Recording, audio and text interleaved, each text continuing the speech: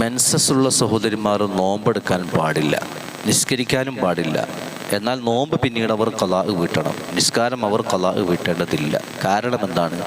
നോമ്പെന്ന് പറയുന്നത് വർഷത്തിൽ ഒരിക്കൽ ഉണ്ടാവുന്നതാണ്.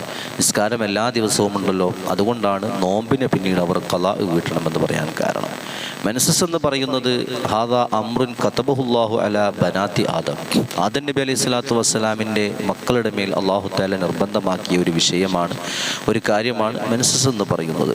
മാത്രമല്ല, ആ പീരിയഡ്സ് ഉണ്ടാകുന്ന സമയത്ത് സഹോദരിമാർ ശാരീരികമായിട്ട് ക്ഷീണം അനുഭവിക്കുന്നവരാണ്. ക്ഷീണം ഉണ്ടാകും. നോമ്പെടുത്തു കഴിഞ്ഞാൽ നോമ്പിനും ക്ഷീണമുണ്ടാകും. അപ്പോൾ രണ്ട് ക്ഷീണവും അവർക്ക് ഒരുമിച്ച് കൂടി പ്രയാസമാകും എന്നും കരുതി അള്ളാഹു അവരെ അതിൽ നിന്ന് ഒഴിവാക്കുകയാണ്. അതേ സമയത്ത് പിന്നീട് അവർ അത് ഖളാ വീട്ടേണ്ടതുണ്ട്.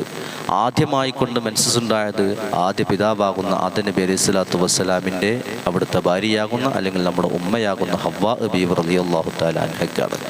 മഹദിക്ക് മെൻസസ് ഉണ്ടായി, നിസ്കാരത്തിലാണ് ഉണ്ടായത്. ആ സമയത്ത് ആദം നബി അലൈഹി സ്വലാത്തു വസ്സലാമിനോട് ചോദിച്ചപ്പോൾ ആദം നബി പറഞ്ഞു, എനിക്കറിയില്ല എന്ത് ചെയ്യണമെന്ന്.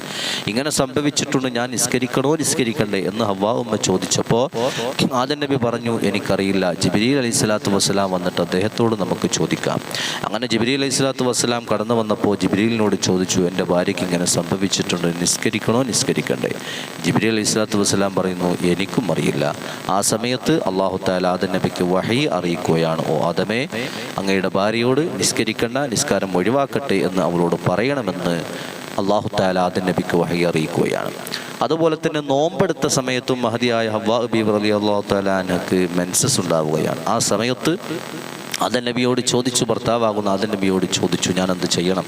നോമ്പ് പൂർത്തിയാക്കണോ, നോമ്പെടുക്കാൻ പറ്റുമോ അതോ പറ്റില്ല എന്ന് ചോദിച്ചപ്പോൾ ആദം നബി അലൈഹി സ്വലാത്തു വസ്സലാം പറഞ്ഞു, നീ നോമ്പ് ഒഴിവാക്കുക എന്ന് പറഞ്ഞു. കാരണം ഖിയാസൻ അലസ്വലാത്തി, നിസ്കരിക്കണോ നിസ്കരിക്കണ്ടേ എന്ന് നമ്മൾ ചോദിച്ചപ്പോൾ അള്ളാഹ് പറഞ്ഞത് നിസ്കരിക്കണ്ട എന്നല്ലേ, അതുപോലെ തന്നെ അല്ലേ നോമ്പ്, അതുകൊണ്ട് നീ നോമ്പെടുക്കണ്ട എന്ന് ആദം നബി ഹവ്വാ ബീവിയോട് പറഞ്ഞപ്പോൾ അല്ലാഹു സുബ്ഹാനഹു വ തആല ആദം നബിയോട് പറഞ്ഞു, ബിൽ ഖളാഇ, എന്നാൽ ആ നോമ്പ് ഖളാ വീട്ടാൻ വേണ്ടിയിട്ട് പറയണമെന്ന് അള്ളാഹു ആദം നബിയോട് പറഞ്ഞപ്പോൾ ആദം നബി അലൈഹി സ്വലാം അള്ളാഹുവിനോട് ഒരു സംശയം ചോദിച്ചു, അള്ളാഹുവേ, നിസ്കാരം പോലെ തന്നെയല്ലേ നോമ്പും? നിസ്കാരം ഒരു ഇബാദത്താണ്, അതുപോലെ ഒരു ഇബാദത്ത് തന്നെയാണ് നോമ്പെന്ന് പറയുന്നതും. എന്നാൽ നോമ്പ് ഖളാ വീട്ടണമെന്നും നിസ്കാരം പിന്നീട് ഖളാ വീട്ടണ്ട എന്നുമാണല്ലോ നീ പറഞ്ഞത്, എന്താണ് അതിൻ്റെ രഹസ്യമെന്ന് ചോദിച്ചപ്പോൾ അള്ളാഹു തആല ആദം നബിയോട് പറഞ്ഞു, ഓ ആദമേ, നിസ്കാരത്തിൻ്റെ വിഷയം വന്നപ്പോൾ നിങ്ങൾ എന്നോട് അഭിപ്രായം ചോദിച്ചു, അതുകൊണ്ട് ഞാൻ പറഞ്ഞു നിസ്കരിക്കണ്ട എന്ന് പറഞ്ഞു.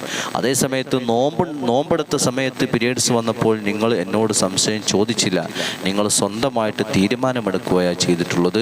അതുകൊണ്ട് ആ നോമ്പിനെ ഖളാ